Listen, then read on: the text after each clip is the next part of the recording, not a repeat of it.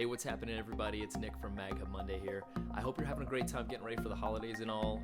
This most recent release that we're going to be talking about today had loads of great sales features in it, forecast updates, contact updates, privacy updates. There's some other fun things in here like line item editing that I'm not going to cover today, but you can find in the release notes. I don't know about you guys, but this time of year is absolutely insane. I got to show you something kind of funny before we get started with our video today. So if your desk doesn't look like this, are you even working? I mean, come on, look at this thing. It's a disaster. But all my work is on the computer because MagHub goes with me everywhere I go. So enjoy the video, and I'll see you next week. We've got 4 things to cover today. The first is going to be contact additions and assignments. Second one's going to be private activities. Third is going to be forecast creation and the improvements that we made there. And then the fourth one is going to be your mail merge templates and the way that you can use those if you're a large team or you want to segment those across user groups. Okay, so number 1, how do you manage contacts that are coming into the system? I know for a fact we work with a couple of publishers that use contacts as leads, okay? So if I'm driving around and I see a billboard, I want to add that contact to the system, but if Jenny's already working with that person, I don't know that because maybe I don't have permissions to see her stuff. So what we're going to do is we added a functionality that can queue contacts inside the system so a manager can see those and approve them or decline them based off of what already exists that the manager knows about. So as a user, I'm not going to show you how to set this up. I'm going to show you how to use it. A manager can watch Jeremy's video and see how you set this up and enable all the functionality. But basically, as a rep, if I go in here and I go in to add a brand new contact to the system, it's going to do that for me. It's going to function very normally, but that contact is not going to show up in my contact search until my manager goes in and approves that contact to be added. If I'm going through a contact search, I'm actually going to be able to see very little about contacts that I am not the owner for. And so on the right-hand side of all these contacts, you can see this little icon. This should look familiar if you're using the company assignments or the rep assignment request. It's going to do the exact same thing. So if I want to be added to this contact as the owner, I can submit that request right here. That's going to show up for my manager in the approval over here. If I've added any contacts that I just randomly saw, maybe I'm driving around, add them on my mobile app, or if I saw an ad for them online or something like that, I can add this contact in, but then my manager has to come in and actually check off that this is okay, this is not a duplicate, you can go ahead and take this account. Same thing for if I see a contact in the system that I want to be start working on, that's where these show up here as well. So you can see here I added Nick, I added Kristen, and I can go in here as a manager and approve or decline. Okay, these are all permission setting based, so multiple people can have the option to do this inside the system.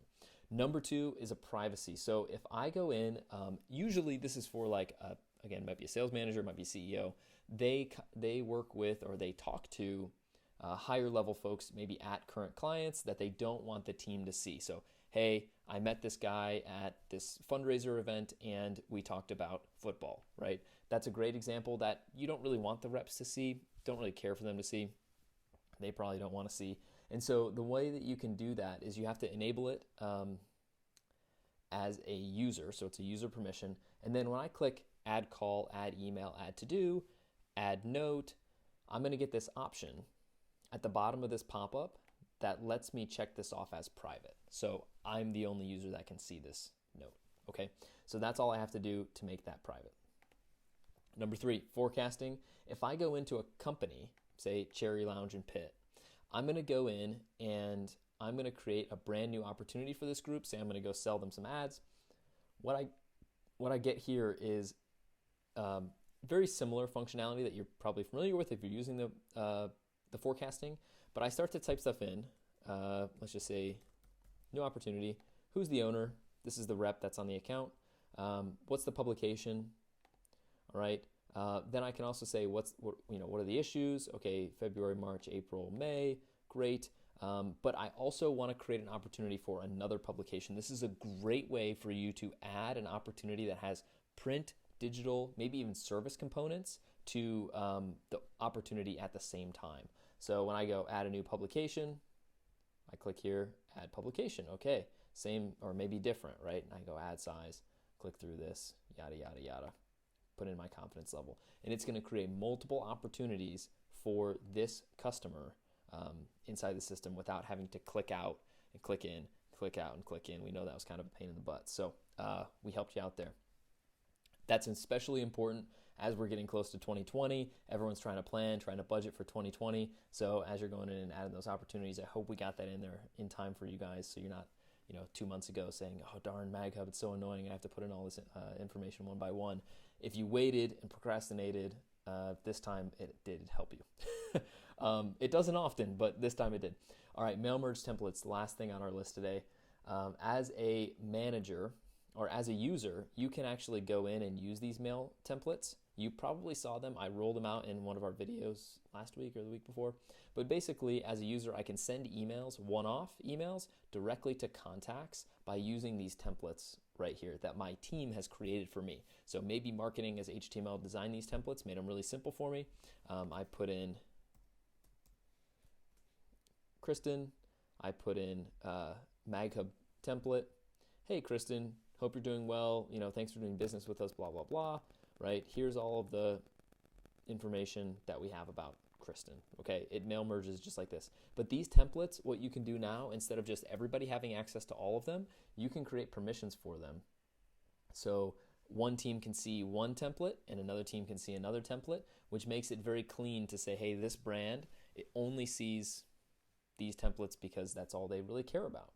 So you do that by going to templates, mail merge, and then on the right-hand side of the templates, you'll see 3 dots. And I'm going to go ahead and edit this.